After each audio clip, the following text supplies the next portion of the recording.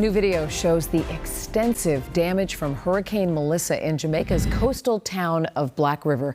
You can just see here home after home, business after business flattened, and there is floodwater far inland.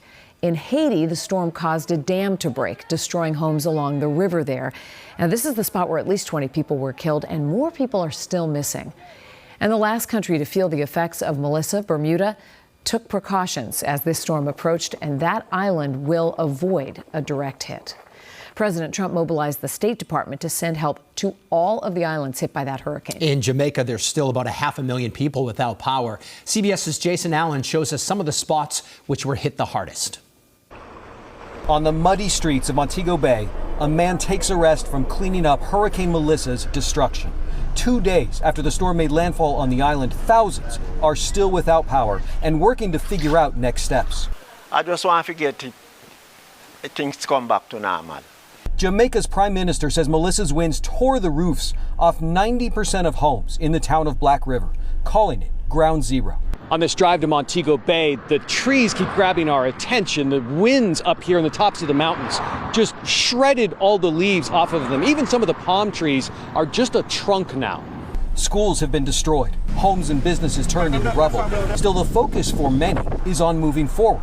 I think the entire Jamaica is really broken because of what has happened, but we remain resilient.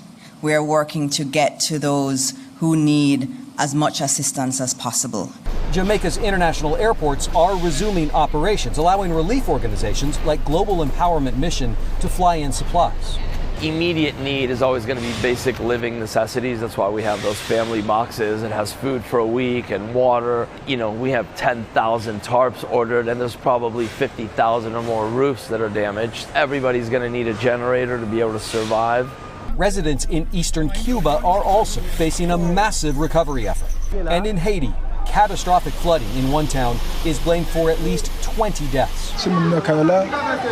This man says he lost 4 children, ages 8, 7, 3, and the youngest just a month old. Jason Allen, CBS News, Montego Bay, Jamaica. Wow. And we have some new dramatic video tonight of the hurricane hunter crew as they headed straight into the eye of Hurricane Melissa. You can see the plane is bouncing all over the place violently as it gets closer to the eye. The data collected on the plane, of course, critical to helping improve forecasts and weather research as well. This is a storm that has just caused so many problems for so many days now. Yeah, and Eric, as you look at the graphics tonight, I mean, it is still out there and still causing problems. Yeah, this is the end game tonight. The last close pass to land as it makes its closest approach to Bermuda. Still a Category 2 hurricane. There you see Bermuda right there. This center will be just off to the west of the island. There's still quite a bit of wind will be raking across Bermuda tonight.